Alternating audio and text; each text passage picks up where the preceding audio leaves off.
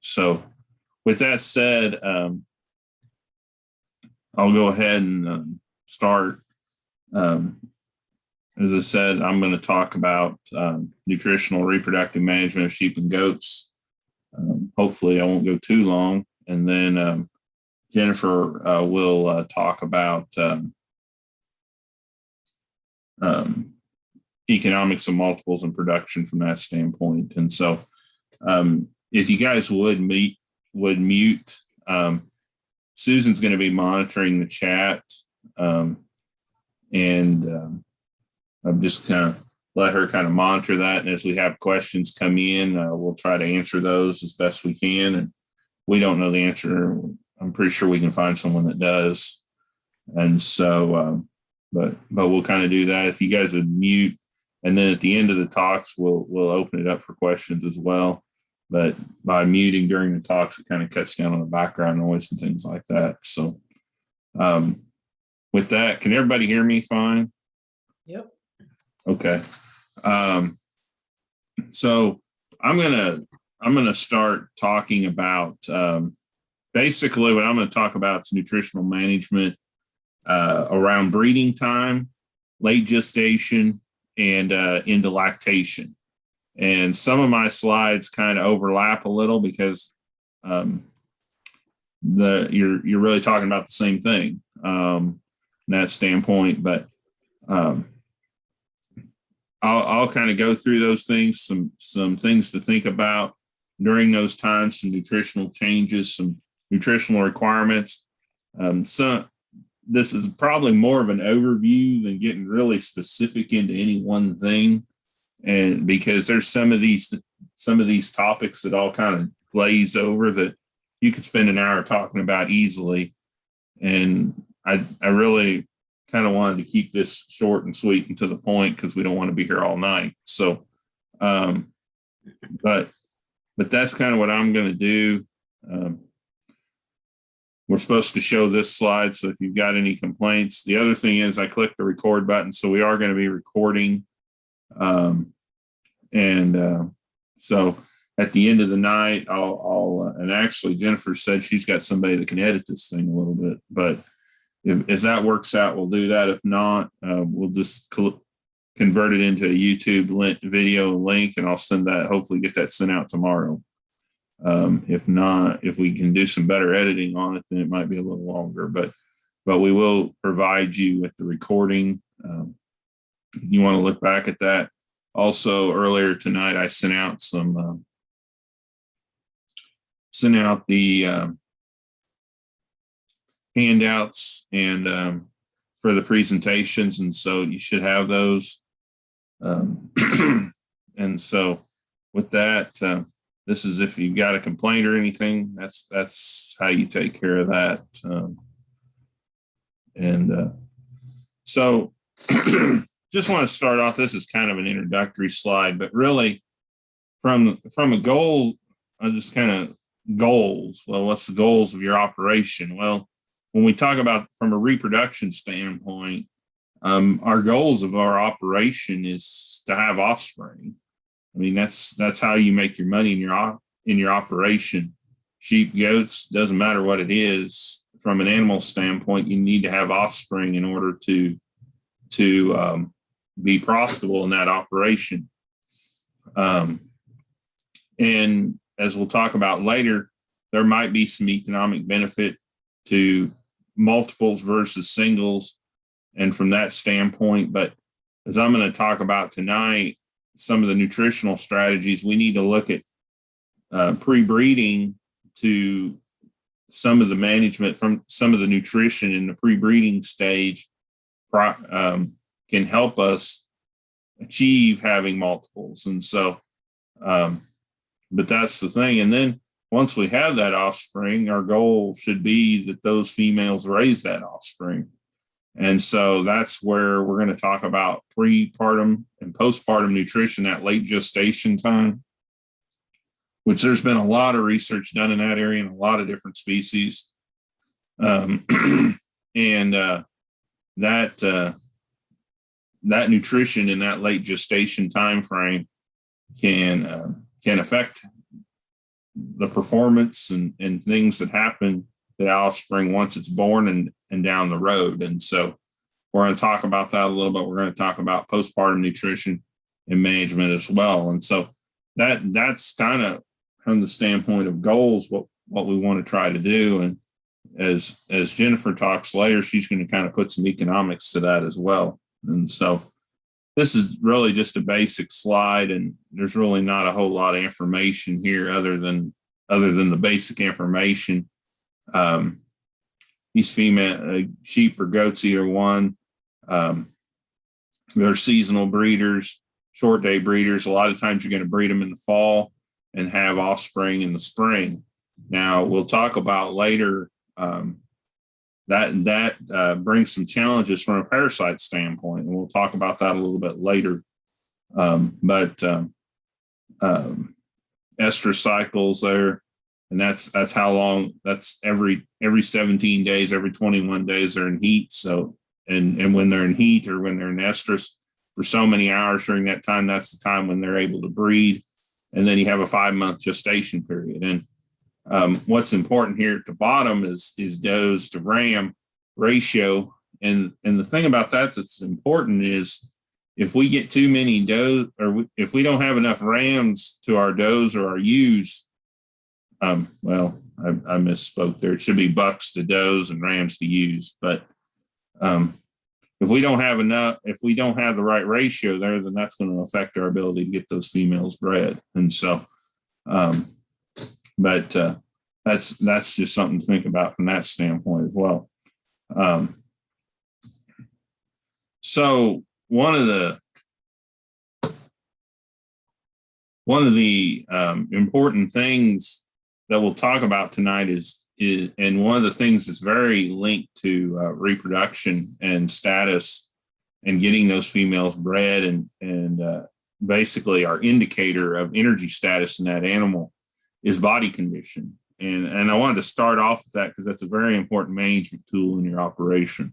Sheep or goats, either one, is body condition, and looking at that on a regular basis and making sure we are in the right targets. And basically what that is the fatness or the condition on that animal. And that's one of the best ways to evaluate energy status of that herd or that flock. Is body condition. And we'll go through slides here on the 1 to 5 scale. That's how they evaluate them in the sheep and the goats. 1 is extremely thin or emaciated. You're going to see a lot of ribs and a lot of backbone, and they're going to be so thin they're about to die. Where 3 is about average, and when we look at an optimum range, we really want to be between a 2 and a 4. Most of the time, we don't want to be up in the 5, which is obese or extremely fat. And the thing about it is if we're too low in body condition, we can see issues. But if we're also too fat, we can see issues as well. And so that's just kind of but really what this is evaluating that condition around that backbone, around the ribs, and that area as well. And so this is and these are from Langston University. A lot of the slides and a lot of the information tonight, if you go to sheepandgoat.com, Maryland Small Ruminant page, that and I'll show some links later at the end. That's where a lot of this information came from, and it's a very good website to look at for various presentations on pretty much anything in sheep and goats, small ruminants. These pictures that I'll show here, these different body condition scores, they came from Langston University, which is down in Oklahoma.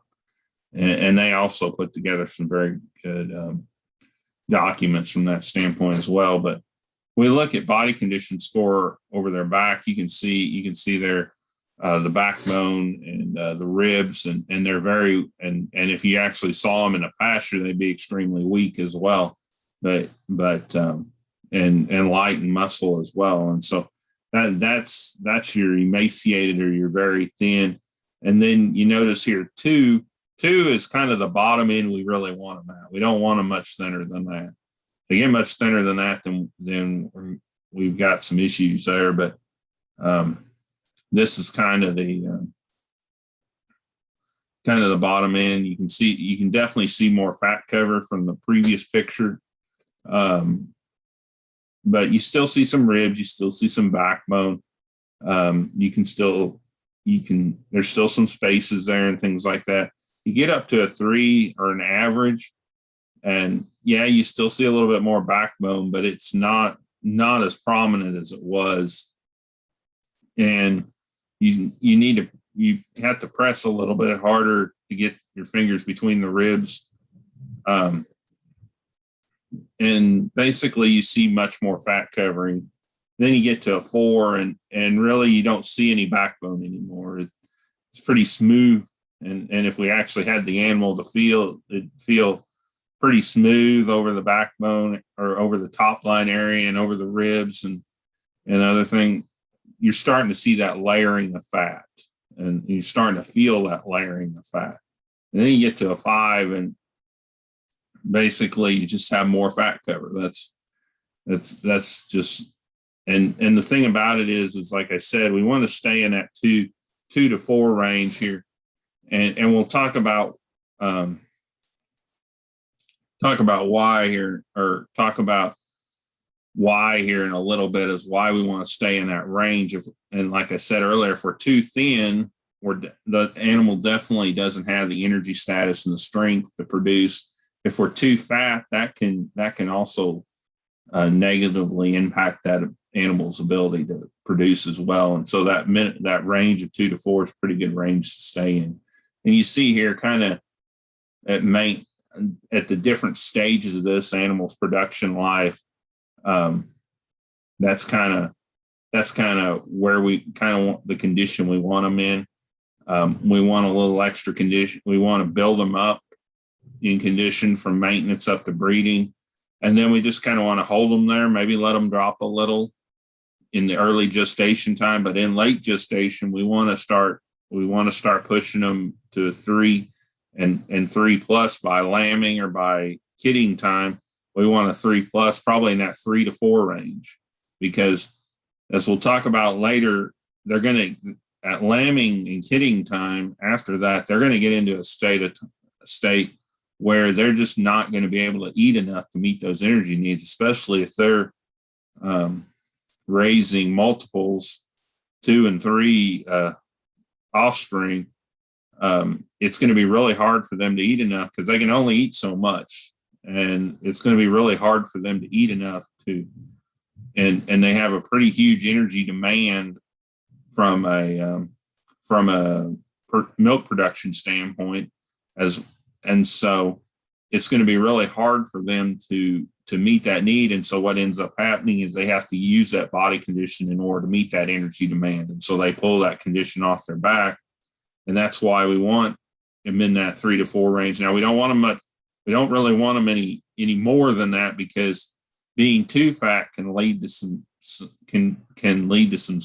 ketosis issues and some other stuff that we'll kind of bring up as we go through things later. But it's all right. But we want them there, and then when we wean them, kind of like I said, we want them to kind of stay around a 2. We don't want to get much thinner than that, because you start getting too low, and especially if we're nursing kids or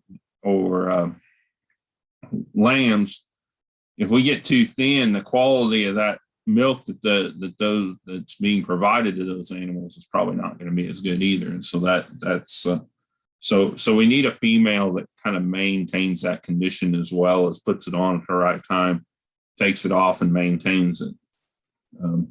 And so this is kind of, now we're kind of starting into pre-breeding stage, and flushing is a way to increase multiples. And when we talked about condition earlier, we talked about maintenance being at a 2. And so what happens is if those females are at that 2.5 range on a body condition score, if we can provide them a little bit extra nutrition, what that does is that improves that female's ability to breed, but it also increases ovulation rate, which helps that female give birth and raise more offspring. It also improves embryo survival and increases lambing and kidding percentage. And so basically what flushing is we're providing extra nutrition during that pre-breeding stage. And as I said, it works in those females around 2.5, definitely less than 3, because that's kind of what we want them at breeding time, but basically improving that. Now, if they're above a 3, or if they're at a 3 or above, it's probably not going to work very well because they're already in good condition. And this is basically providing extra nutrition to stimulate that system. We want to do it early. Basically, it's more beneficial to do it early in the breeding season versus late. And also females breeds, we have breeds out there that are a little more prolific. They're less responsive as well. And so basically, how do we do it? Well, about 2 to 3 weeks prior to the breeding season, we provide a better quality diet to the animals. We provide better nutrition to the animals. And so that can be in the form of grain, concentrate. That can be in the form of pasture. That can be in the form of hay. But that's basically what we're doing, is we're providing a better quality nutrition to those females. And as I said, we do that about 2 to 3 weeks prior to the breeding season and to about 3 to 4 weeks into the breeding season.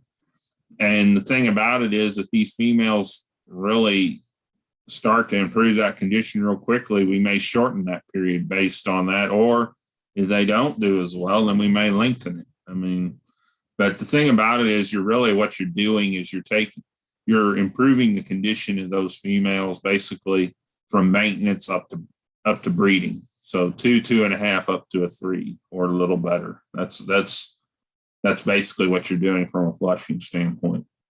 So that's kind of the breeding. Is there any questions? I figure I'd stop here for a second and see if there are any. No, I don't see any yet, Patrick. Okay. Like I said, if there are any, just let us know. So now we're going to kind of go through late gestation a little bit and kind of talk about nutrition from that standpoint and what's going on there. Basically, what's happening in late gestation. Well, most of you probably already know this, but there's a lot of fetal growth taking place during that time. There's also some udder development.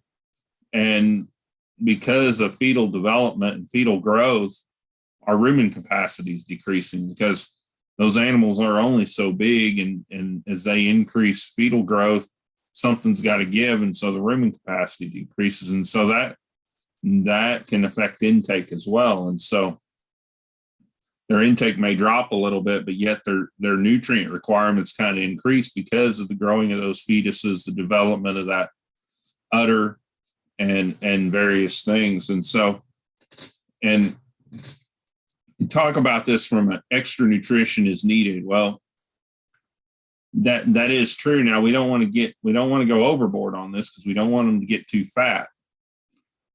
But we do need to provide some extra nutrition and some extra quality nutrition because, as I mentioned, their intake's probably going to drop off a little bit because they just don't have enough capacity to continue to eat like they had been because of the fetal growth that's taking place. So quality of nutrition needs to improve as well. And so you need proper nutrient intake, and basically that's to support everything that I just talked about. Also, some of these metabolic things that happen, we need to prevent against those, which pregnancy toxemia, which is ketosis, in other words, or other things. We'll spend a slide on that or two, and then milk fever, and we'll talk probably more about that during lactation. But that also can be an issue, and that's basically a calcium imbalance or blood calcium levels being low. And then basically we want to make sure we provide high quality nutrition to that female in late gestation because of that fetal development. We want to make sure we have strong, healthy offspring. And also we want to make sure that female has enough nutrition for herself so that she can do a good job of having that offspring. And so we're probably switching to a little bit better quality forage than we were having. And we may need to supplement some energy, some protein, and some calcium, depending on where we're at from a nutrition standpoint. When we look at energy supplementation, grains, basically, when we look, one of the main things to think about with the grains and the byproducts is they're high in energy and they're low in fiber. They're already grazing, so they already have a diet that's high in fiber and low in energy. And so that's why we have these from an energy supplement standpoint. Now, most of our grains and most of our byproducts, the exception down here, you see soy hulls, are going to be low in calcium and high in phosphorus. The exception is soy hulls because soy hulls come from a legume, and legumes are typically high in calcium and low in phosphorus. And we'll talk about that later when we talk about forages. Alfalfa is one legume that some people like to feed to sheep and goats. Very high in calcium, low in phosphorus. And other legume hays are as well. And soybeans are a legume. And because hulls come from that, they're high in calcium and low in phosphorus. And so that's one byproduct that puts that calcium to phosphorus ratio in the right direction. We look at if we need to, and basically mention their inadequate calcium leads to milk fever in pregnant and lactating ewes and does. That's something we'll talk about in a little bit. But if we need to supplement calcium, a lot of times in late gestation, probably what we're going to use is we're going to use some limestone, some calcium carbonate. I'll mention some other sources later, but alfalfa also has is pretty high in calcium, and some people would like to supplement that as well. But now when we look down here at our byproducts and corn gluten feed, distillers grains, now probably would caution you a little bit of feeding a lot of these. Probably typically your main energy supplement is going to be corn. But these are also maybe options, and we just kind of have to work them in a ration. But the thing about it is that sheep and goats sometimes don't do as well on these ingredients versus just straight corn and they probably would do fine on soy hulls. Another one, wheat midds, is also high in phosphorus as well. And so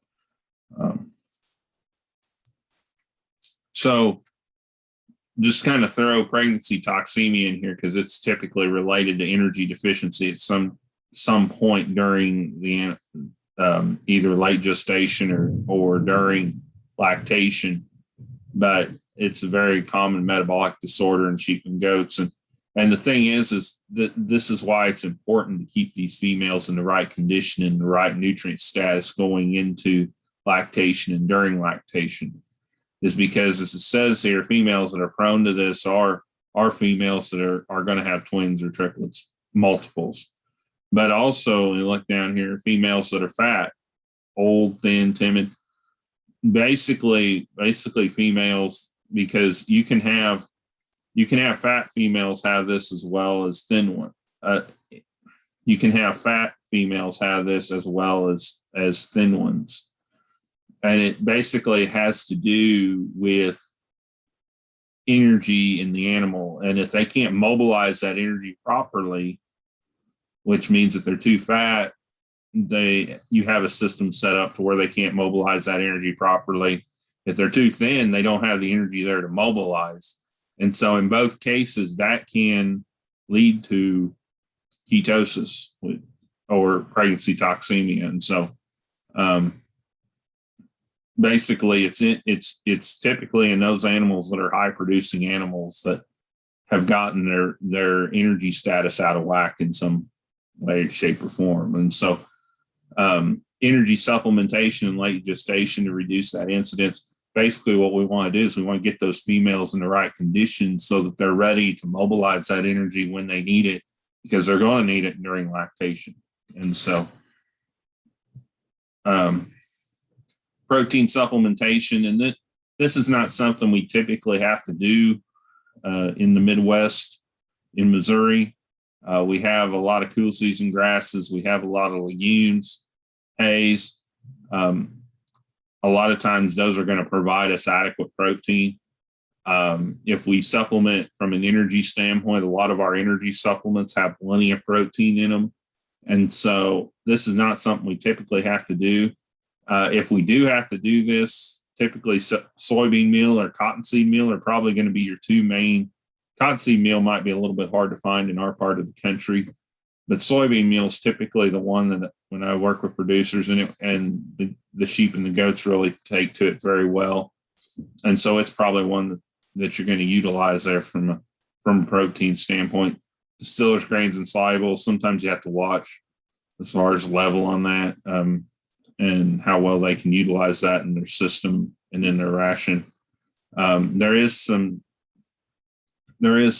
a little bit to the idea of bypass protein having an effect on productivity and increasing resistance in internal parasites, and some protein sources that are there that provide a lot of bypass protein to be corn gluten meal and fish meal. And so, but with a lot of these things, we got to make sure it's cost effective, and sometimes protein supplementation, unless it's absolutely needed, usually isn't that cost effective. Calcium supplementation, when we look at in late gestation, basically it's going to be the highest in non-dairy use in late gestation. For does, it's typically the highest, or does is typically the highest during lactation. But basically what you want to do is you want to be providing adequate calcium late gestation into lactation so that system is working properly, because basically what causes milk fever is their inability to mobilize that calcium, or it not being provided in the diet. And so you want to make sure that you're feeding correct calcium levels throughout so that the system can mobilize calcium at a correct level, so that, because they are going to have to mobilize calcium during lactation, and you want to make sure that you're feeding correctly in late gestation so that they're ready to mobilize during lactation. And so don't overfeed, don't underfeed. Around a ratio of 1 to 2 to 1 on a calcium to phosphorus ratio, total ratio in a diet. And you may have to add some, and we kind of talked about that. Typically, limestone, calcium carbonate are going to be your two main sources from that.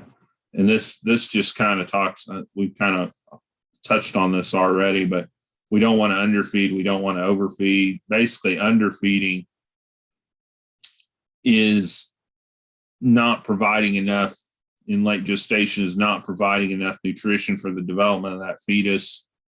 And so, or colostrum. And so, or milk production down the road.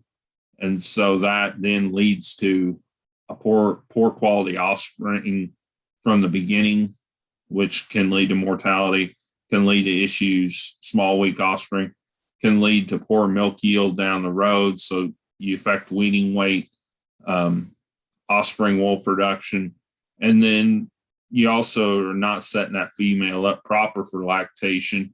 And so then you could have ketosis as well. Now, if you overfeed her, she's too fat, that can lead to dystocia, that can lead to prolapses, oversized fetuses, malpresentation of the fetus. And so that's why it's important to stay in that, to feed and to watch the condition and to stay in those ranges. Basically, we talk about feeding management. we want to try to separate those females, younger females from older females, timid females from more aggressive females. Want plenty of access and exercise between the feed and the water. Want plenty of access to water as well. Their water needs are going to increase, and you want adequate feeder space and minimize wastage. We look at selenium and vitamin E. Selenium is a very important mineral in late gestation, and we're not probably in a part of the country where we have a lot of soil selenium deficiencies. There's parts of the country that are that way.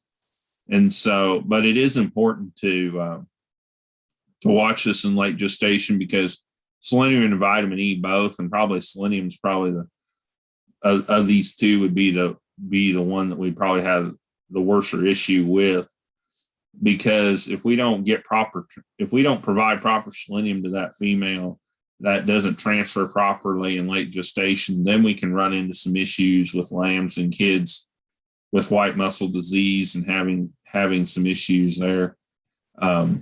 Basically, what I would say is if you're having offspring that experience white muscle disease or issues like that, I would say you need to visit with a veterinarian. You need to take some samples from these animals and work with them on if it truly is a selenium deficiency. Work with them on how do we develop a plan to deal with this, and that's what they would typically do in parts of the country where we have low selenium issues. Now, we're not a part of the country that has that. And the other thing about this is selenium requirement and toxicity there's a very narrow margin there. So you don't want to overfeed selenium because toxicity can kill them. So that's just something to keep in mind. Coccidia stats during late gestation and lactation. I went back, somebody asked about this.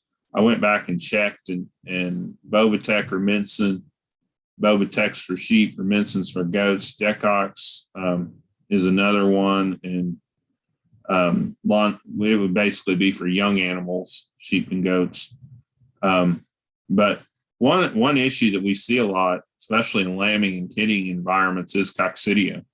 And at the time of the year when a lot of lambing and kidding takes place, it can be very wet, and those kind of things, and that can lead to some coccidia issues. And so it's probably something good to have in the diet.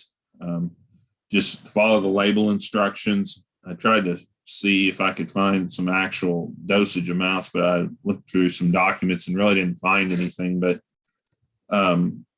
it's probably something something good to have is either one of these Bovatec or Minson or ionophores, and then Decox is just a coccidia stat. But having one of these, and depending on what species you're having one of these in the ration would be a good thing to have, just to cut down on the coccidia issues in the lambing and kidding environment. And then Rumensin also helps with toxoplasmosis prevention there. Now, we do have to watch with Rumensin and Bovatec. They're toxic to horses. Rumensin, I found some stuff about it's also toxic to dogs. So I know we have a lot of dogs with our sheep and goats, so that might be an issue.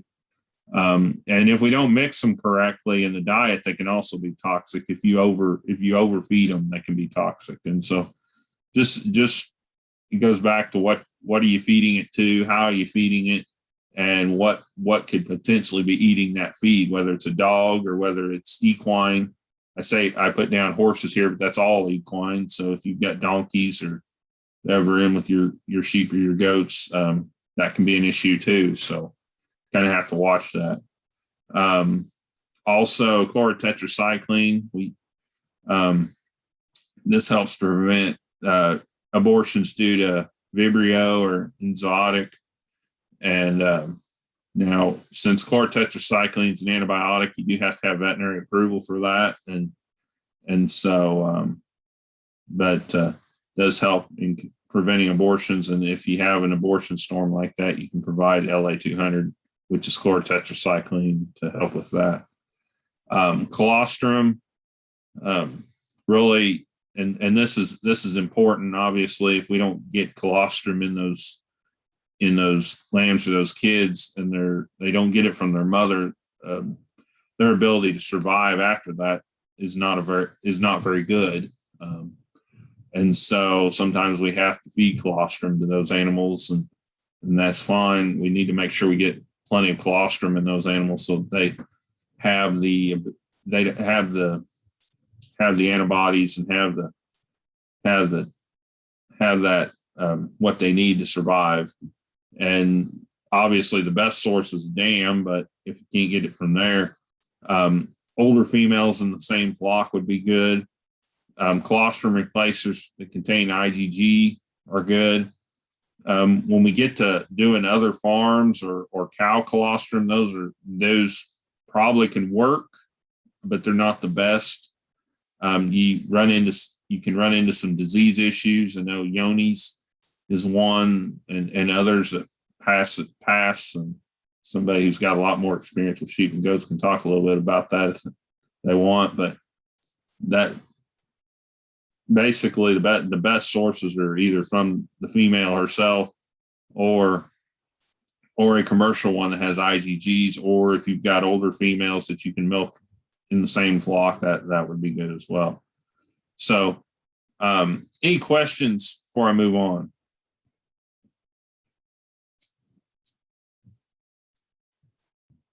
Not so far. Okay. So now we're going to move kind of into lactation and talk a little bit there.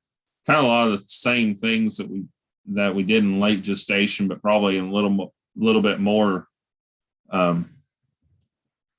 in lactation. And so we'll talk about this negative energy balance thing. And I kind of brought that up a little bit earlier, but when we get into lactation, they really are going to, a lot of times, especially if they've got multiples, are going to go into a negative energy balance. And so that's why we need to feed properly and set them up in late gestation so that we minimize the effects of that and help us to prevent some things like toxemia, ketosis or milk fever. And so that extra, and even during lactation, we need to provide that extra nutrition to support milk production as well. And typically energy is the one that's going to be the most efficient. So that's what we talk a lot about, because our rations, our diets in this state in Missouri, as I said, our hays are typically adequate in protein and low in energy. And nutrient requirements are going to vary. And so when we talk about feeding these animals, we need to think of these things because they are going to vary, and we kind of need to separate, if we can, separate and feed based on some of these things that affect these nutrient requirements. And species age and size in late gestation as well will affect nutrient requirements in late gestation and affect nutrient requirements during lactation. Now, once we have offspring and they're nursing, the number of those offspring is going to affect their nutrient requirements as well. And depending on the forage quality, supplementation may be needed. And just like in late gestation, during lactation, energy, like I said, is typically going to be the one we have to worry the most about. And if we're going to feed grain, we may need to feed more grain. And when we do that, we want to definitely slowly increase that incrementally, because those rumens are made to do well on forage and digest forage well, and the rumen bugs in there, rumen bacteria are good at that. But when we start putting grain in there, it's all right to put some grain in there, but we need to slowly do that, because we don't want to upset that rumen, because if we upset that rumen and that female goes off feed, then we've got a bigger problem. And so slowly adapt those females when we do that. We may need to increase protein, and we may need to increase calcium. And I throw this information, this slide in here during lactation, but really it's something we can think about during gestation late gestation, and really any time when we're feeding an animal, a balanced ration. And there's some things here on this slide that are very important. Is when we're looking at developing a feeding program or a ration, we need to look at a forage test. We need to look at testing our ingredients that we're feeding those animals. We also have a set of animal requirements. Each animal that you feed has a set of requirements: energy, protein, minerals, trace minerals, and vitamins. To that extent, a lot of times we're just going to typically look at energy and protein, and then we're going to feed a commercially available mineral that satisfies the needs of the minerals, the trace minerals, and the vitamins. We're going to feed that free choice, and that will satisfy those needs. But that's kind of the basics of feeding an animal. Is we look at what we have to feed, we analyze that, we find out, does that meet the animal's requirements? Then if it does not, then we've got to develop a supplementation strategy. And a lot of times energy is going to be deficient. Protein may be as well. And then we're going to adjust that based on meeting the energy needs, meeting the protein needs, meeting the mineral and the vitamin needs, trace mineral needs. And then we've got to evaluate the animal and see, is it working? Because I can put together a ration on paper, but if she's not eating it right, or it's not working right in her system, we've got to make an adjustment, or the animal's not going to perform properly. So that's something that we should really do, not just for females in lactation and late gestation, but really anything that we're feeding from that standpoint. So some things to think about. We've already talked about that we have a huge nutritional demand. That female's raising hopefully 2 or 3 young offspring, and so that's a huge nutritional demand on that female. Plus, she's got to maintain herself. We also look at milk. Milk takes a lot of water, a lot of fat, a lot of protein, calcium, other vitamins and minerals, sugar, a lot of this stuff out of the animal. The animal's got to produce that. So if we don't replenish that, then that animal's not going to be able to produce that. And so that's where the nutrition comes in. We need water. She needs water because water is one of the major components of milk. And the thing about it is that the more offspring that are nursing, the more milk she needs to produce, the more milk she will produce. And so she has a higher need. And it's like I said, at some point, she's not going to be able to eat enough to meet that need, and she's going to have to pull condition off her back to meet that need. And so that's just those are things to think about in this situation. And the fact that we need to make sure that we provide an adequate diet to those females. And if possible, you may separate those females based on the number of offspring that they're nursing, because you're going to need to provide those females that are nursing more offspring more nutrition. And then we pretty much already kind of talked about this. One thing that I will bring up here is if we've got females at the end at weaning time, we need to evaluate those females. If we have females that are carrying a lot of condition at weaning time and not raising very much offspring, that really needs to be addressed, and that female probably needs to be culled, because she's eating, but she's not producing. And so from a productivity standpoint, these are just some rules of thumb from a feeding standpoint. During lactation, I found this in some slides on the Maryland small ruminant page. Thought it might be interesting. From a water standpoint, they need plenty of water, plenty of clean water daily. They could need as much as require 100% more than what they would have required during lactation. And so, and in the wintertime, it's cold, you may want to heat that water a little bit to encourage consumption. And then a lot of these things are kind of the same as we talked about with bunk management and late gestation females. don't feed on the ground, feed them in a bunk. Milk fever, we kind of talked a little bit about this as well. But basically, you're usually going to see that in high producing dairy animals, but usually going to see that in early lactation. Basically, what's going to happen is you're going to have low blood calcium levels, and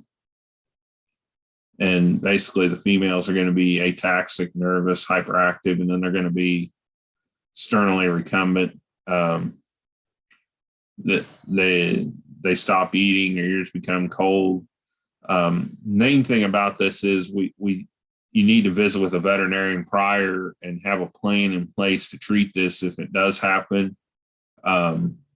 Typically calcium, either intravenously or subcutaneously, is the way to deal with it. If you have to treat for it, now you want to be careful if you're doing intravenous calcium, is that if calcium's normal in the animal and you provide intravenous calcium, that can kill them. And so you need to watch for that. But the animal goes, basically you provide the treatment, animal is shivering, now they're brightening in the treatment, that usually is a good thing. If it doesn't happen that way, maybe you incorrectly diagnosed them, or maybe the whole thing, or maybe the problem's being complicated with another disease. And so, but basically from this standpoint, this is something that you really need to visit with a veterinarian, have a plan in place prior to having lambs and kids, so that you know what to do and can fix that and deal with that problem. And really, we need to work towards preventing that versus trying to treat it after it's happened. Really, calcium management during lactation, kind of talked about most of this stuff. Dicalcium phosphate can also provide some calcium. The problem is it also provides phosphorus as well. And so a lot of times you're not going to need extra phosphorus. And so limestone calcium carbonate are probably the best there. And about a 1 to 2 to 1 ratio. Probably during lactation, you're going to want to push that calcium closer to that 2 to 1 ratio, but prior, probably somewhere between 1 to 2 to 1 on calcium to phosphorus ratio. Prairie parchment egg rise, and this is the last thing I'm going to talk about, but basically what this is during basically late gestation after parturition, the animal loses, has a temporary loss of immunity to parasites. And basically what they're doing is they're partitioning nutrition away from that section of the body, and they're putting it towards maintenance and reproduction, obviously, because they're having a high nutritional need in maintenance and reproduction. And so basically, and when we lamb in the spring, or spring lambing and kidding, that also coincides with an increase or a rise in larvae and worm eggs. And so we kind of have to watch this. And I've given this talk, or I've talked about this before, and not a lot of people here talk about it, but it is something that can happen, because if you're stressing that animal a lot during that time, and that also coincides with increase in larvae resuming cycle and worm eggs coming in. We need to be careful so that we don't have that problem. And the way that we kind of counter that is, and really probably the best way to do this, look at FEMACHA, look at 5-point check, which that's a whole nother talk in itself. But identifying those females that need to be treated in late pregnancy and doing that. We talked about increasing bypass protein in late gestation. That can show some benefit. You may change your lambing and kidding to winter or fall. You may also maintain those females in a dry lot during that time to keep from that happening. But what happens is those females, you get worms, you get that problem, and then those are shed out. and then you also have those kids, and they come along and eat that grass, and they pick those up, and so that can lead to a big issue there. So so to kind of wrap things up, kind of an ending slide here when we talk about do's and don'ts during lactation. Basically, we want to, and this kind of summarizes the whole thing. We want to watch nutrient intake and make sure we've got proper nutrient intake, make sure we've got proper calcium intake, provide proper exercise to those animals. That's one thing. We want plenty of exercise in late gestation and into lactation for those animals as well. We didn't talk much about shearing or crutching the animals, but you want to do that. Same way with mastitis. We didn't talk much about that as well, or facilities, but you want to make sure those things are in proper your facilities are in proper repair, and watching those females to cut down and treat on mastitis, and then deworm and determine as needed to deworm. And so and some of the don'ts and things you don't want to do is don't introduce any new animals in. That's just asking to bring in something you don't want and cause some sickness. Don't mix your pregnant ewe lambs and doelings with your mature females. Keep that separation there, because that's gonna lead to some issues there. And then lactating and dry females, don't mix those, and don't overfeed or underfeed.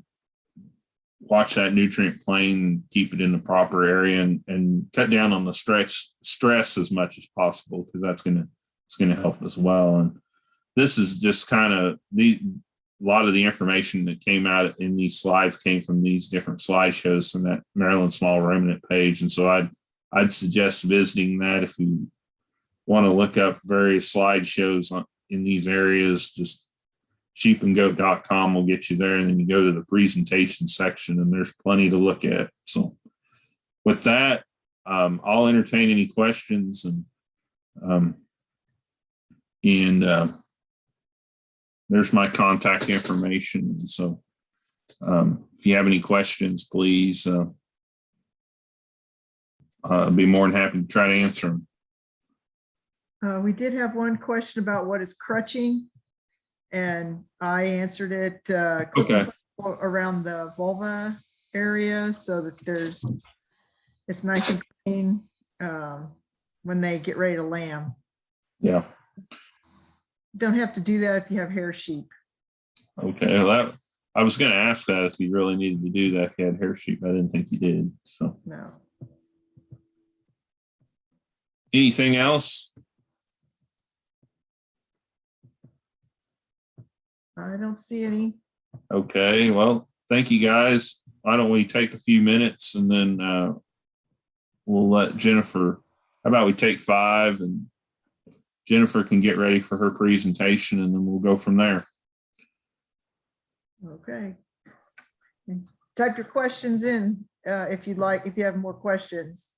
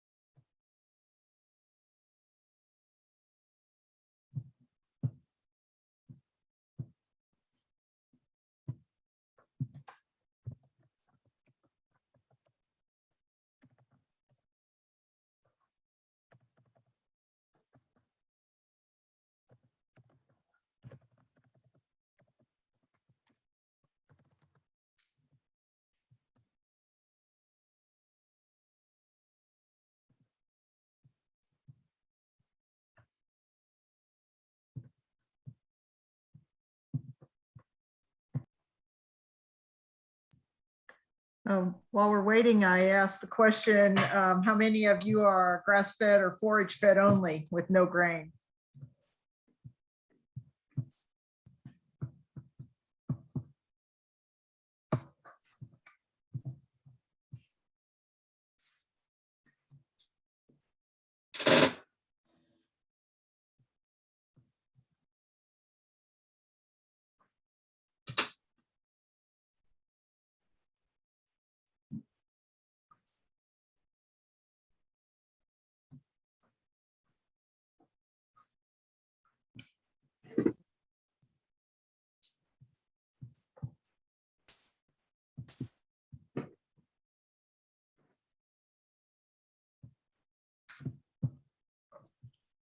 Susan, any tips for sharing the presentation on just a single laptop screen?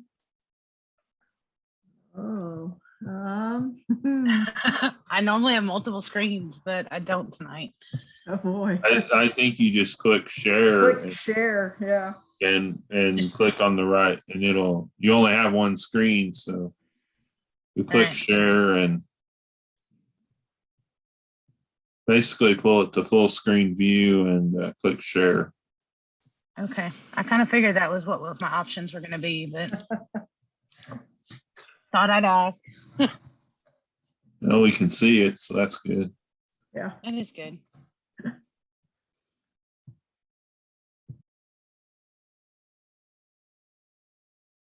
I didn't pay attention either. Can you see all my other things popped up? The Zoom windows popped up on top of it, or no? I guess I have a question, since I noticed that in the chat that we have some people from other states. I guess I would wonder what's your forage source, like in Vermont or New Mexico or other states, or is it similar to what I was talking about earlier?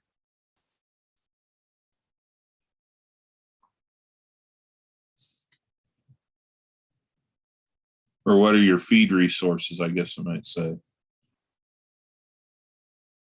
Yeah, feel free to unmute yourselves too.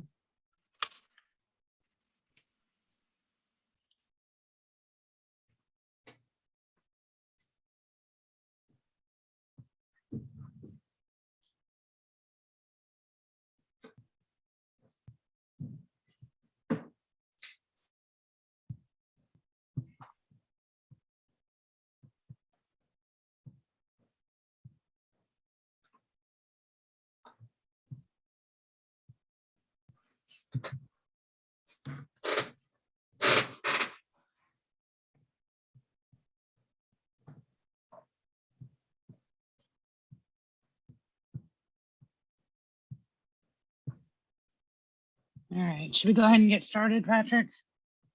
Yeah, that's fine. Yeah. Oh, yeah, you had a response there from Vermont in the chat. Yeah. I'll says in Vermont.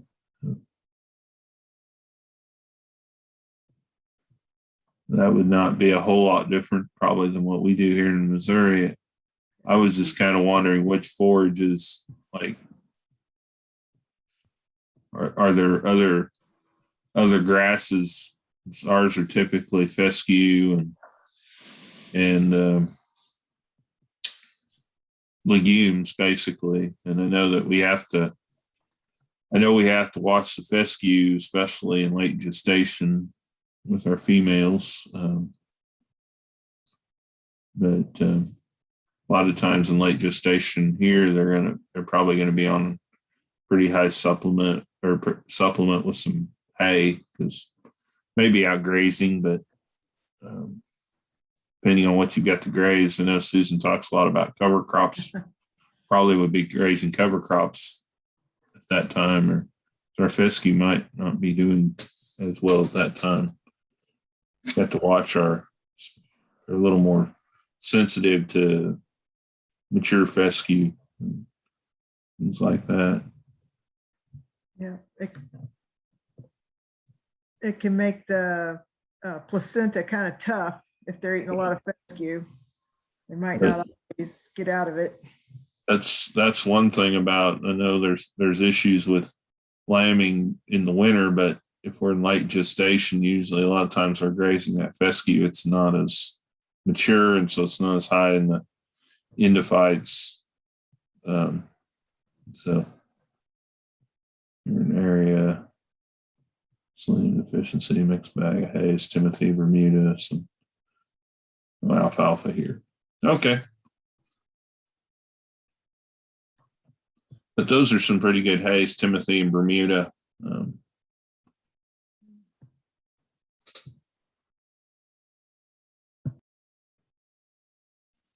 Anyway, we probably better get started.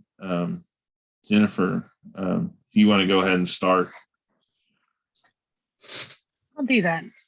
So Patrick talked a lot about how to feed these animals to get them producing. One thing I really appreciate that he mentioned is about having multiple births. These animals are really geared towards multiple births, with exceptions of a few breeds. So what I wanted to talk to you tonight is about the economics of multiple births and why I really say that we should be having twins or better as a general rule in our herds. All right, there we go. Get the slides to forward. So two big things we're going to look at is we're going to look at cost of production, and then we're going to look kind of at it, walk through an example. I do use marketing via livestock auction as my example for a few different reasons, and we'll go through that here. The biggest reason being is price discovery is easy. I can find the prices, and they're similar prices that everybody has access to. This is also a market that everybody has access to, whether they choose to use it or not, they still have access to it. So it provides a common ground for folks. The other big reason is that the livestock auctions tend to be a price floor for other markets. We're not going to market at a farmer's market and sell at less than a price that we could get at the livestock auction. At least I hope not. Walking through the cost of production, there are a few universities around us that offer budgets. And these are generally annual budgets, and they're enterprise budgets, meaning they're specific for sheep or for goats or for cattle, so on and so forth. There's grain and horticulture budgets out there as well. The University of Missouri Extension, we actually do a meat goat budget and a sheep budget. I'm the author of those budgets, and so that's part of the reason why we use it. Realizing that I may have some biases, I did go out to Oklahoma State Extension, who has a meat goat budget, and then K-State and Iowa State both have sheep goat budgets, to kind of compare what I had on my on the extension budgets for MU. And so when I look across these budgets, there's some similarities. Fixed costs tend to be the land, the equipment, taxes and insurance, those sort of things. Variable cost, you know, it's the common things, right? So our seed stock or replacements, feed, our health program, fuel, repair, maintenance, marketing, any guardian animals, and there are some others that are on these budgets too. Kind of what I wanted to bring to our attention though is when I look at these budgets across all, it's five really when we count MU twice. You know, on average, the annual cost to raise a doe or to keep a doe for a year or a sheep for a year, ewe for a year, is about $240 per dam. And like I said, I took that average from all 4 states' budgets that I previously mentioned. One of the things that I get a little frustrated with the budgets, even though I create them, is that we do include labor costs in these budgets. And so for this example, I really wanted to pull out those labor costs because I kind of attribute labor as a return to land management. And so we don't necessarily need that cost for our example here. I do want to say that across these 4 budgets, on average, fixed costs were about $40 per dam, and variable costs were for feed and other about $135 per dam, and labor costs were about $65 per dam. Keep in mind, most of these budgets had about an average of a 50 head herd, and that does make a difference in these costs and how they break down. So we're going to step through kind of a break-even price for individuals, and then we're going to look at the herd as a whole. When we take that $175 per dam cost, and that, mind you, that's without labor, and we say that a ewe has 1 lamb each year, the allocated costs to that ewe, or I'm sorry, to that lamb are $175. If that ewe has 2 lambs in a year, then we can divide those allocated costs by 2, coming up with that $87.50 per lamb. Again, if she has 3 lambs in a year, we divide that $175 by 3 lambs, we can come up with $58 per lamb in allocated costs that we are attributing to the lambs, and that we hope by selling those lambs, we will cover those costs. I don't differentiate in this model between sheep and goats. They are similar to raise. The costs are very similar. And if you look across the budget, you'll see that. So I did leave them the same, just kind of for simplicity. There are some differences, but they're pretty close. So when we start breaking this down, and what I've done here is we still have this same lambs per ewe and allocated costs, so one at $175. Let's say that at 90 days, we wean that lamb, and that lamb weighs 50 pounds. And we take her weaning weight and divide it by the allocated cost to come up with a break-even price per pound that we would need to make on that lamb to cover that lamb's mother's cost for the year. Does that make sense? Can I get a head nod one way or another? Like, I hope I'm saying that correctly, clearly.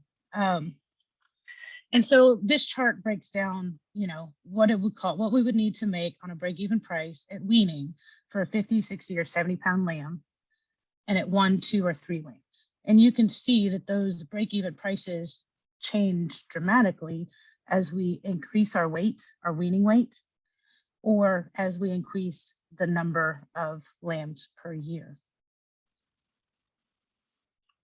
Goats are similar. Now, goats tend to weigh a little less at weaning, so you're going to see that their prices are higher. A 40-pound kid at weaning, if mom only had 1 baby and it was 40 pounds at weaning, then that kid would require $4.38 a pound to cover mom's costs for the year. Again, as we move up in weight, or as we move up in the number of kids per doe, then those dollar break-even price per pound, that dollar per pound that we need to cover the cost, starts dropping.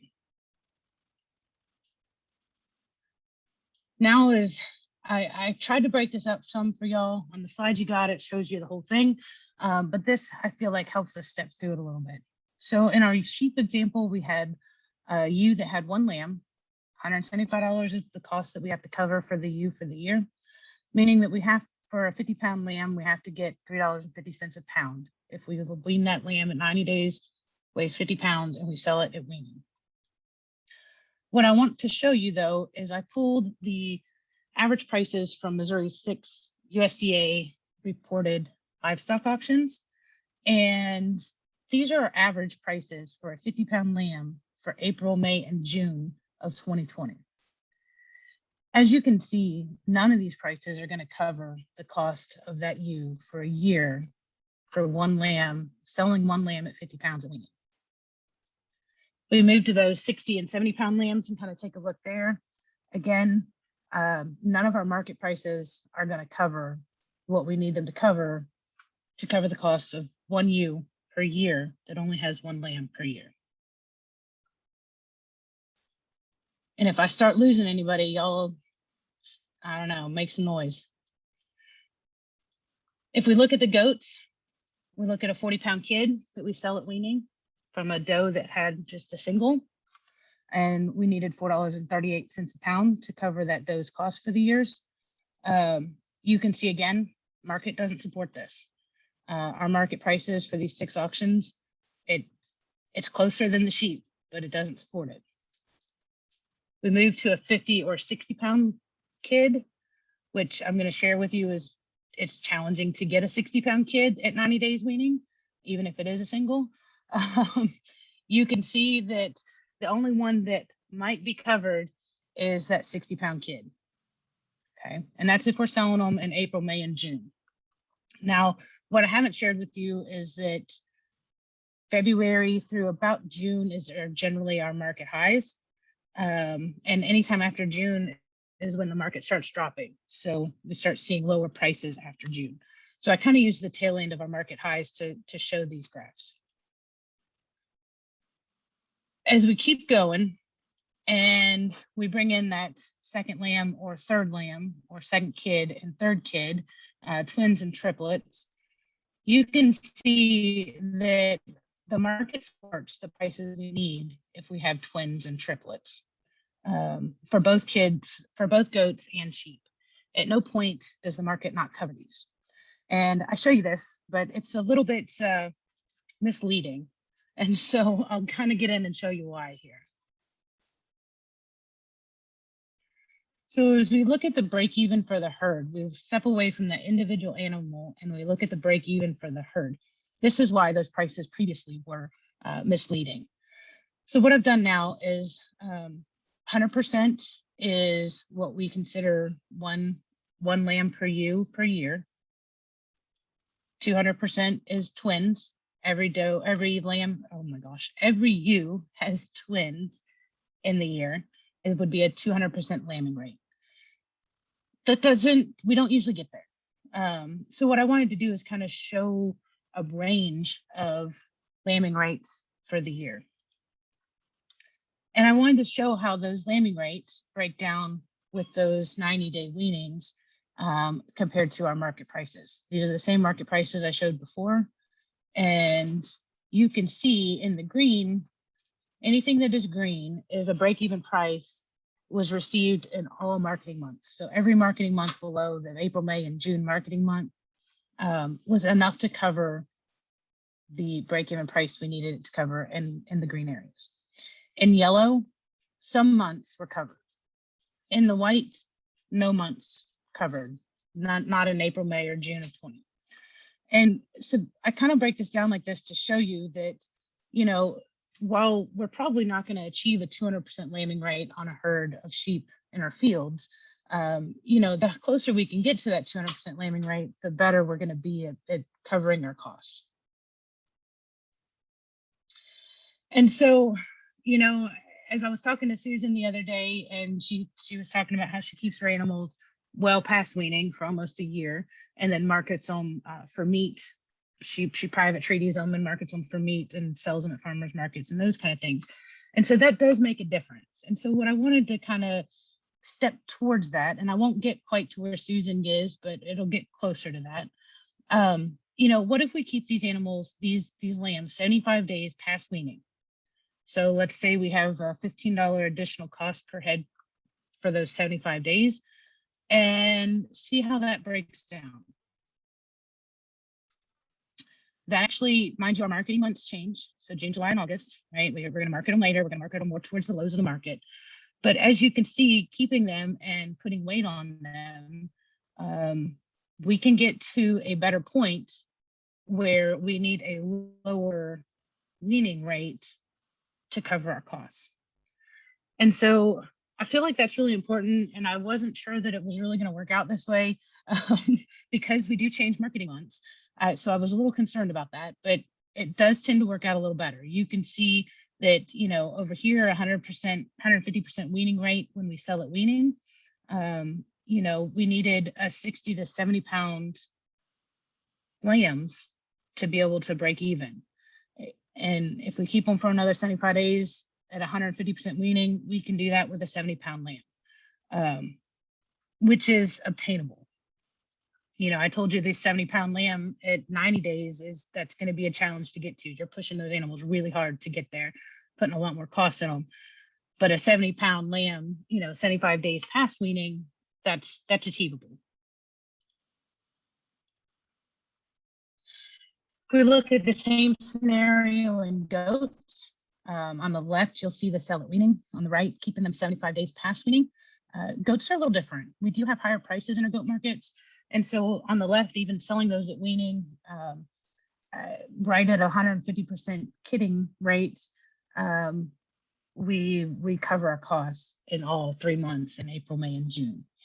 On keeping them 75 days past, 120% weaning rate covers our cost there. And so I have the little goat here with their tongue sticking out. And I say that the goat industry has a lot more grace than the sheep industry does. And so some key takeaways: size matters. Enterprises with heavier offspring at weaning are more likely to be profitable. Market timing matters. Enterprises that sell during seasonal market highs, if you have the animals to market during then, you're likely to be more profitable. Multiple births matter.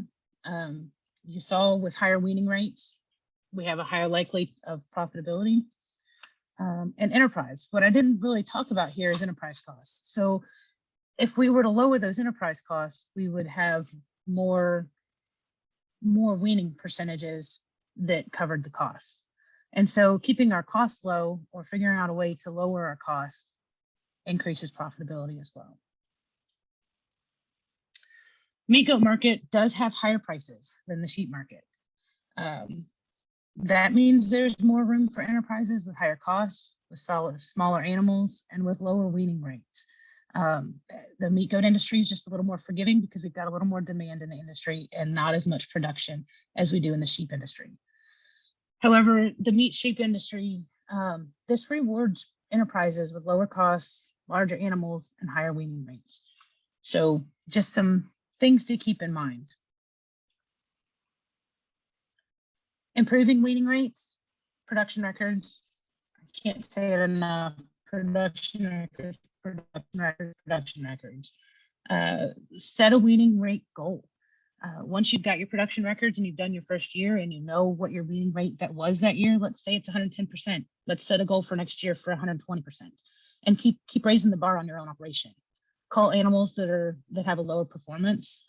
As Patrick was saying earlier, our heavier animals at weaning, our heavier dams at weaning, they tend to be the ones that are not raising as good an animal, as good a lamb or kid. I tell you, my best production animals, my best production dams they're a little on the thin side when we come out of weaning.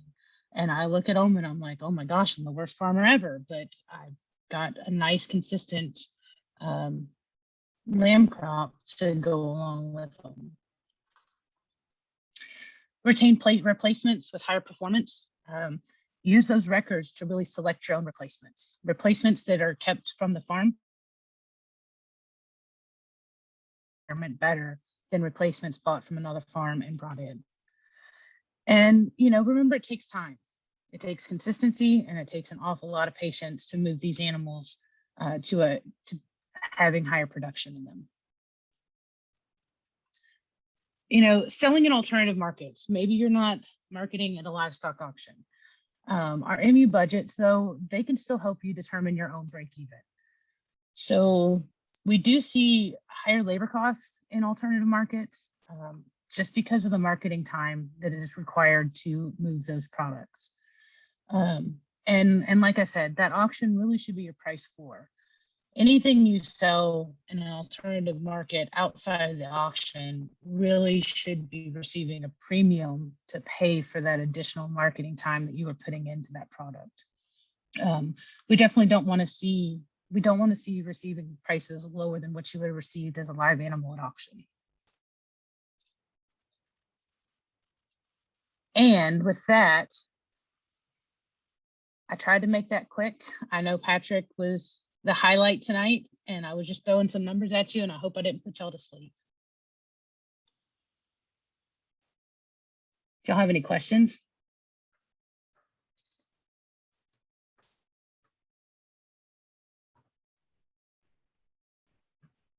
Any questions, anybody? You're welcome, Deborah. Maybe we ought to ask what other ways are people selling their livestock? Are you going to the auction? Are you direct marketing? Where are your best sales? And I try to have more than one money stream coming in. So I sell to several different kinds of markets. I sell direct sales of the whole carcass. I also get several processed a year and sell by the piece at the farmer's market, but I don't take the whole carcass. I get it into convenience cuts. So pound packages, and I save the chops and we grind the rest, because not a lot of people understand how to cook lamb and goat. So I want to make it as convenient as possible, so maybe they'll come back. I also sell into the horn market, which is for hunting, for trophy animals. So that's a whole different playground for sure. So what do other people do? That's what I'd like to hear. One person says, Eric says auction, occasionally sell a pet, but prefer to keep folks off of the farm. Yeah, I don't mind. I don't blame you. Ethnic markets. Okay. Now, And do you sell meats or whole animals? yeah, for the one that said ethnic markets, how are you doing it? Is it whole animal or is it parts, pieces cut up? And you can unmute, folks.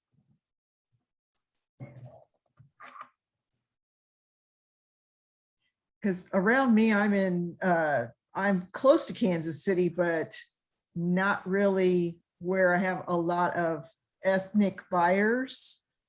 But my name is starting to get out there. So I've had 2 this year call, or since COVID, looking for more of a halal processed lamb.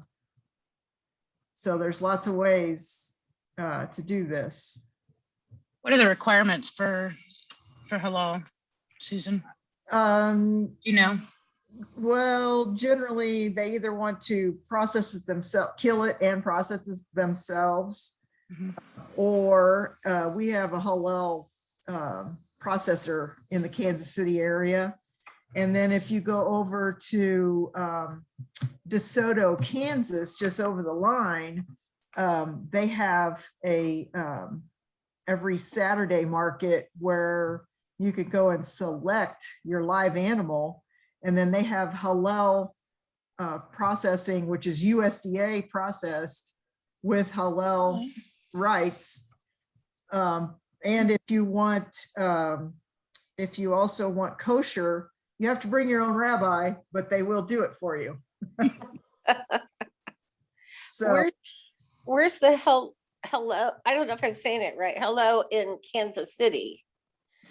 I have not found them for sure yet. They're kind of small, so you got to look. And it's just easier to go over to Steve's Meat Market over in DeSoto, Kansas. But they're USDA inspected, so you can bring it back across the line. Oh, that would work then. Okay. Yeah. and for the halal, can they be? I know one of them requires the animals to be blemish free, and that means no puncture holes, no ducts, tails, or horns, or ears, or Yeah. the docking of anything. Is that for Right. halal? Yes, but it's Okay. for certain seasons, the way I understand it. They like them to be blemish free, but certain seasons it must be for the main course, the main holiday part. Certain During their religious holidays. right. But if the holiday is longer than a few days, then a lot of times the older animals are just as acceptable as a young lamb. So because you use it for stew meats and things like that. Good to know.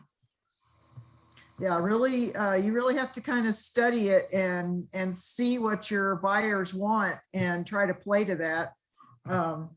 Especially if you can, if you have lambs or goats, goat kids at certain times of the year, you can really do very well with halal.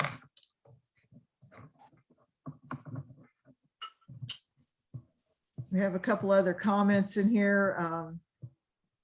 they haven't sold any at this way, but many times the customer wants to slaughter on site. And I don't want to do that, is what our producer said. Yeah, you have to have a way to get rid of all the intestines and the hides.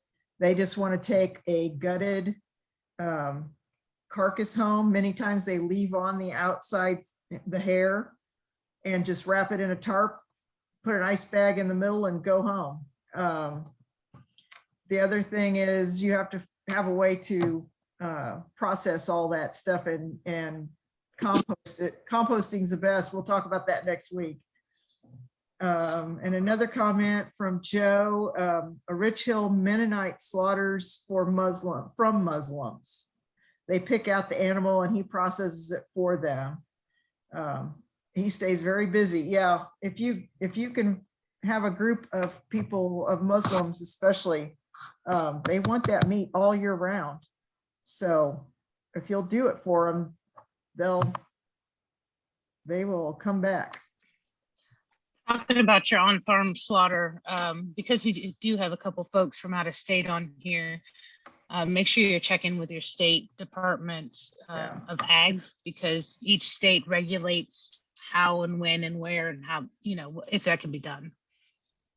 Yeah, there's some states are very restrictive about that, and other states are not so bad. But there's language in all of this that tells you where and when it can be done. And so on farm means they come to you and they buy that animal first, and then they have to do a lot of the processing. And you have to be careful to read the language correctly, whether you personally can lift a finger to help them, because there's laws against that in many states. So, and some states even providing water to wash with is a no-no. Yeah. And that constitutes you processing their animal and can get you in trouble. Yeah. Yeah. Be very careful. Read everything. Mm-hmm.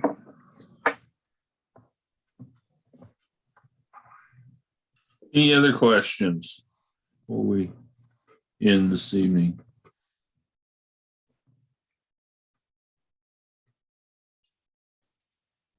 Well, thank you guys all for being on tonight. Susan mentioned we'll be doing this again next Monday night, 7:00. She's going to talk about composting, and so of course, if you have any questions that come up later, you've got our contact information, and so just contact us and we'll try to answer as best we can. But again, thank you all for being on tonight. Thanks, Jennifer, for your talk, and we'll plan to see you again next week. All right. And Patrick, Thank you. Sorry, go ahead, Deborah. All right.